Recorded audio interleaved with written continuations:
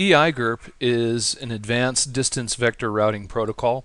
We're going to learn about EIGRP, just the basics here. So it's an advanced distance vector routing protocol.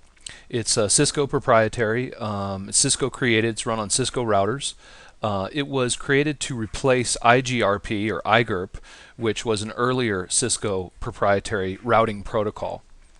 EIGRP was developed so that you could include subnet masks in the routing updates that go out to other routers, so that you could have variable length subnet masks and classless interdomain routing. So to do that, EIGRP was developed, and I have that on this bullet point right here. The differences from other distance vector routing protocols like RIP. Let's cover that. All right. EIGRP uses Reliable Transport Protocol, or RTP, in its EIGRP messages that go out from the router. It has both a reliable and an unreliable protocol format. Involves a bunch of different messages. It's network layer independent by not using IP and using RTP instead. EIGRP can also support IP, IPX, and AppleTalk. Okay, so this is the protocol that talks to other routers. Another thing that is different about EIGRP from RIP is that it uses bounded and partial updates. And what that means is that EIGRP will send information to only the routers that need it, and it's only going to send the information that they need. It's not going to send out its whole routing table like RIP does every 30 seconds. It's not going to do that. All right, EIGRP uses dual, or the diffusing update algorithm, to guarantee free loops. This is the algorithm that's used by EIGRP, and it guarantees loop-free routes, and it'll also install backup routes. And the guarantee of loop-free routes is guaranteed by the complexity of the algorithm, and also because no hold-down timers are used like in RIP. EIGRP establishes adjacencies or neighbor relationships with other routers. It uses hello packets. That's once again the RTP protocol. It establishes these active neighbor relationships and with the neighbor routers. Okay, in addition to a routing table, which is the main table for a routing protocol, EIGRP has also a neighbor table, which it has those adjacencies that it's established in there, and a topology table, which has all the routes that it's learned in the network, lesser routes and backup routes. And these have to be loop-free routes. So these are often called the neighbor database or topology database. So, and oftentimes when you're learning about EIGRP, it'll say it maintains 3 databases or 3 tables. That would be the routing table, the neighbor table, and the topology table, which has all of the routes, even the backup routes. EIGRP benefits is a little bit similar to this last one. EIGRP has faster convergence due to no hold down timers, which RIP has. What does that mean, convergence? Convergence is when all the routers in your network know about all the routes.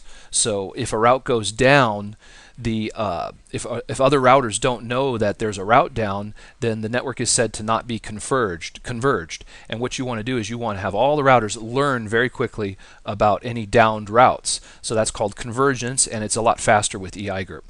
It uses less bandwidth on the network due to not having periodic updates like RIP sending out its whole routing table every 30 seconds.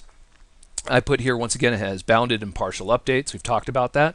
It has backup routes, which are called feasible successor routes, and they can be installed using dual and the topology table. And if a best route or a successor route goes down, dual is able to instantly, EIGRP is able to instantly install a feasible successor or backup route from the topology table. And that's pretty nice if it has it. It can support IP, IPX, and AppleTalk using RTP and PDMs, protocol-dependent modules, which can be installed. It supports variable length subnet masks and classless interdomain routing. Once again, subnet masks are included in the protocol, so you can configure classless subnet masks. It's also capable of unequal cost load balancing if you have multiple paths to a destination network and they're of unequal cost, meaning different speeds on those links to get there. You can configure EIGRP to send packets out of multiple interfaces, even if those interfaces have different metrics. EIGRP defaults. Routers running EIGRP need to have the same process ID number or AS number to form adjacencies with their neighbors. Equal cost load balancing is on by default, but unequal cost is configurable. Okay, and then auto summarization. EIGRP summarizes routes by default. Oftentimes you're going to have to turn this off in EIGRP. So auto summarization I have there. Next section. EIGRP messages, RTP. Here's some of the messages that go out from an EIGRP router. It sends out hellos every 5 seconds. It's an unreliable protocol here. It has replies. Replies are sent in reply to queries. Queries are the next type of message it sends out. And updates and ACKs, acknowledgments. And then you can see that some of these are multicast and some of these are unicast. And some of them are reliable and some of them are unreliable. Okay, in the EIGRP messages or RTP protocol, you have the EIGRP header, which has a field called the opcode field, which tells which kind of EIGRP packet, i.e. hello, or reply, and whatever. And these will have a different number. And I didn't list the numbers here, but you can look them up. It also has the AS number or process ID number for the EIGRP process sent in that header. And then in the EIGRP data area, there are the TLV fields, and those have the internal and external routes which are sent over those fields. And also the subnet mask data is sent over the EIGRP data fields. So that's the EIGRP packet right there. All right, and down here we'll keep talking here. Successor and feasible successor routes. Successor route is very simply the best route. That's the route in the routing table that dual computes to find the best route to a destination network. A feasible successor is going to be a backup route, and that's going to be in the topology table or topology database. To have a feasible successor, the route has to meet the feasibility condition. And I got that here. What is the feasibility condition? That is, if the neighbor's route reported distance, right, to a destination network is less than your router or the local router's feasible distance. So the feasible distance is my destination to a given network, and the reported distance is the distance that gets reported to me from other routers. So I learn about a distance from another router, that's a reported distance, and then I calculate a composite metric, and then I have my feasible distance to that network. Okay? And then configuring EIGRP, I've got some basic configuration commands here that you're going to want to know. First of all, how do you turn it on? You need to go into global config mode, and you just type router space EIGRP space and then a process ID number or AS number, which is, in this case here, you can see a 1. I put a 1 there. And then you have to put in your networks. So the next commands are going to be network and then a space and then the network address, and then wildcard bits. And wildcard bits are interesting. Wildcard bits are the opposite of a subnet mask.